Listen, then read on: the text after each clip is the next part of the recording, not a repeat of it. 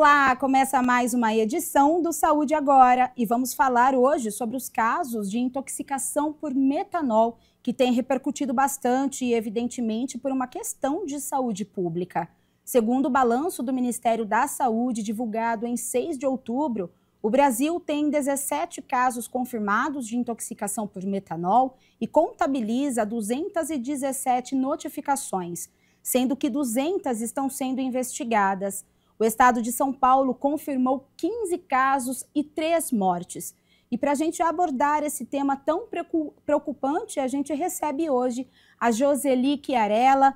Ela é farmacêutica e diretora técnica da CBDL, Câmara Brasileira de Diagnóstico Laboratorial. Muito obrigada pela presença e por abordar esse tema tão importante, Joseli. Para a gente começar, então, esse bate-papo, a gente vai falar um pouquinho sobre a questão do diagnóstico mesmo, né? Como qualquer outra enfermidade, o quanto antes detectar, menos risco mesmo de gravidade. Como que funciona esse diagnóstico? Bom, no caso, obrigado pelo convite para a gente trazer aqui algum esclarecimento, né? No caso da intoxicação por metanol, tem uma série de variáveis que influenciam. Então, lógico que é muito importante quando o paciente começa a se sentir mal em casa, que ele tem náusea, vômito, dores abdominais, procurar o pronto atendimento. Quando ele chega no pronto atendimento, algumas informações são muito importantes. Claro que se ele referir que ele fez uso de bebidas alcoólicas, ajuda muito o médico na anamnese. Há quanto tempo isso aconteceu também é bastante importante. A manifestação dos sintomas, ela também varia de indivíduo para indivíduo. Então, eu posso ter uma situação em que eu fiz uso de bebida alcoólica há poucas horas ou há muitas horas. Eu posso ter indivíduos que, por exemplo, têm um peso corporal maior, e aí ele é mais tolerante a altas doses do metanol, porque tem uma taxa de metabolização individual deste metanol. Isso varia de indivíduo para indivíduo, se o indivíduo estava alimentado, se não estava alimentado, tudo isso influencia. O que acontece com o metanol? O metanol, diferente do etanol, que a gente usa regularmente nas bebidas alcoólicas recreativas, tal, existe uma enzima no organismo da gente chamada álcool desidrogenase. O nome dela mesmo diz, álcool desidrogenase. Então, ela é uma enzima que ela tem preferência pelo álcool, pelo etanol.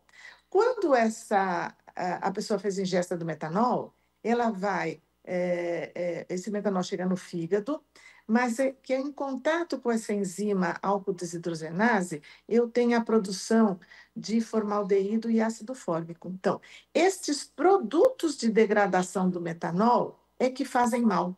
Eles é que são os responsáveis pelo agravamento dos casos. Então, um médico, quando ele faz anamnese, ele vai olhar essa história desse paciente. Se tiver referência à bebida alcoólica e sinais compatíveis com essa intoxicação, ele vai solicitar alguns exames neste ambiente aí, ambulatorial ou do pronto-socorro, para avaliar a situação do paciente. O que é grave? É grave um quadro que a gente chama de acidose metabólica, porque a acidose é um desequilíbrio dos componentes dos gases e dos eletrólitos. E é isso que o médico tem que fazer a intervenção o mais pronto possível para ir minimizando esse desequilíbrio gerado pela ingestão do metanol. Perfeito. Então, Joseli, os sintomas, eles acontecem, no caso, quando então a pessoa ela fica mais tempo, né, com essa substância no organismo, porque de imediato o sintoma ele é como se fosse de uma ressaca comum. É mais ou menos isso? Isso, é uma ressaca, só que essa ressaca que tem esses sintomas, dor de cabeça, tal, quando ela é uma ressaca por etanol, nós temos essa enzima álcool desidrogenase que vai degradar o etanol em substâncias que não são nocivas para o organismo, ao passo que essa mesma enzima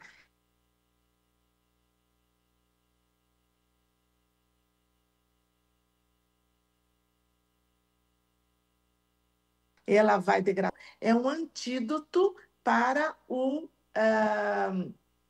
é o antídoto para o metanol. Por que o etanol é um antídoto? Porque ele vai competir com essa enzima. Então, eu dou etanol para este paciente e aí eu vou competir. Quando ocorre essa competição no fígado, eu vou acabar gerando menos produtos tóxicos. Então, essa é uma das estratégias de tratar a infecção por metanol. A outra alternativa é o uso de uma droga que o Ministério está comprando emergencialmente agora, chamada fomepizol. E o fomepizol, então, ele compete pela enzima, ele não deixa a enzima atuar na degradação do metanol. Não ocorrendo essa degradação, ou porque a enzima está ocupada com etanol, ou porque ela está bloqueada pelo fomepizol, eu não faço esses produtos tóxicos. Não fazendo esses produtos tóxicos, eu não tenho um agravamento do caso. Perfeito. Então, falando um pouquinho, né, você já iniciou falando sobre a questão do tratamento. Então, esse tratamento tem esse antídoto importado, né, que já foi divulgado também a chegada desse medicamento importado aqui no Brasil. Depois a gente tem essa outra alternativa, no caso do etanol, e em alguns casos também tem os pacientes que eles são acometidos à hemodiálise. Explica para a gente esse outro tratamento também, qual que é essa gravidade e os casos também, o que faz no organismo, no sentido de sequelas, problemas neurológicos, cegueira.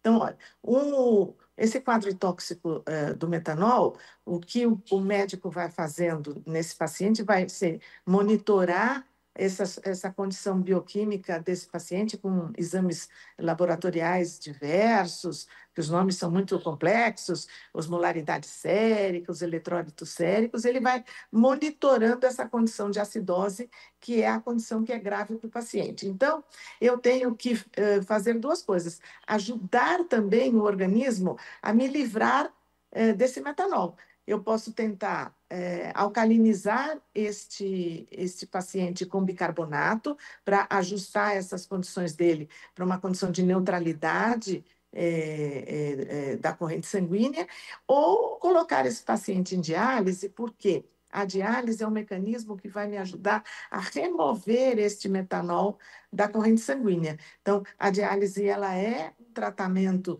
bastante eficaz. Lógico que ela é um tratamento importante, tem que ser feito no hospital, mas o que ela faz aí? Então, veja bem, eu ingeri o metanol. Sozinho, eu não consegui metabolizar esse metanol. Consegui metabolizar um pouco, mas eu gerei componentes tóxicos. Então, a diálise vai ajudar a remover esses componentes tóxicos da degradação do metanol, remover o próprio metanol e outras substâncias que o organismo vai gerando nessa situação que é uma catarse, não é uma situação de fácil manejo para os médicos, para tentar manter esse paciente equilibrado. Passado um tempo, essas substâncias que ficam na corrente sanguínea, se elas não forem degradadas ou eliminadas, elas podem agredir alguns órgãos e são duas as manifestações mais importantes. Uma é a dos sintomas visuais, então o paciente começa a ter distúrbios visuais e que às vezes eles podem ser irreversíveis, e alguns distúrbios neurológicos também bastante importantes, né?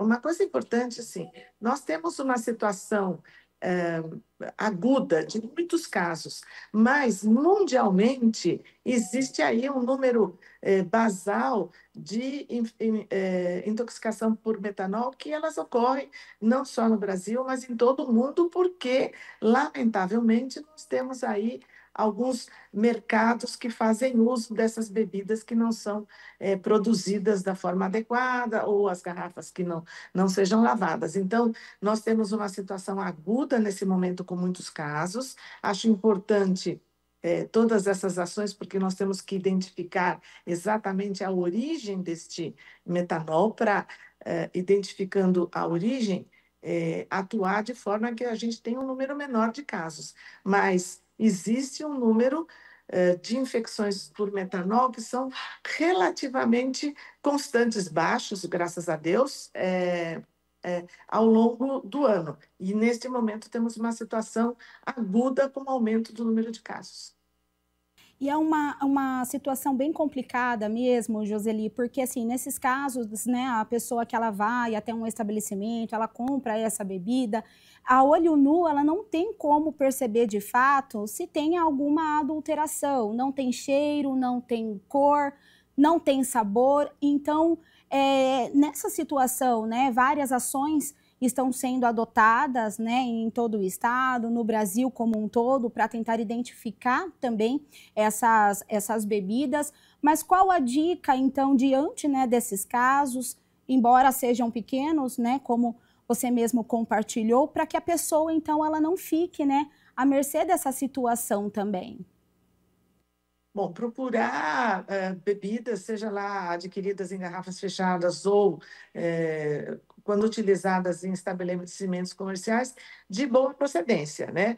Agora, nós temos visto aí nas imagens da televisão que este mercado paralelo de bebidas ilegais, ele é bastante sofisticado, né? Usa muitas vezes garrafas originais, existe toda uma questão de fazer o rótulo mais parecido possível, inclusive um selo de segurança, né? Então, hoje o governo está pensando em outras medidas de levar mais segurança para a aquisição dessas bebidas. É um momento bastante frágil esse. A gente tem visto nas imagens da televisão também que os estabelecimentos comerciais estão sofrendo as consequências disso, porque se estabeleceu aí uma preocupação geral na população com relação às bebidas alcoólicas. É muito difícil para um indivíduo diferenciar exatamente se essa bebida é de boa procedência, ou se a garrafa é íntegra e tal. O ideal é sempre utilizar bebidas em garrafas fechadas, né, porque você tem um pouquinho mais de segurança, né, e os proprietários dos estabelecimentos comerciais observarem, quer dizer, bebidas oferecidas a um preço muito longe dos preços de mercado, tem que ter atenção para esse tipo de situação. Mas são todos fatores subjetivos, nós ainda não temos uma atitude que diga assim, olha, com isso nós garantimos a procedência dessa bebida. Existem estabelecimentos comerciais. Andou também agora um pouco divulgado que existem algumas iniciativas acadêmicas de testes que podem ser feitos nas garrafas de bebidas. São testes simples, baratos, mas que ainda não teve interesse da indústria para poder produzir esse tipo de teste. Então, nós temos iniciativas acadêmicas que poderiam ser uma alternativa. Eu acho que a gente precisa de fiscalização para coibir estas comercializações de produtos regulares. Tá certo, então, muito obrigada pelo seu esclarecimento aqui diante de um assunto tão preocupante, né? Um assunto de saúde pública mesmo. Agora a gente vai ficando por aqui, então. Hoje a gente conversou com a Joseli Chiarella, farmacêutica e diretora técnica da CBDL, Câmara Brasileira de Diagnóstico Laboratorial. Obrigada a você pela companhia aí de casa e até o próximo Saúde Agora.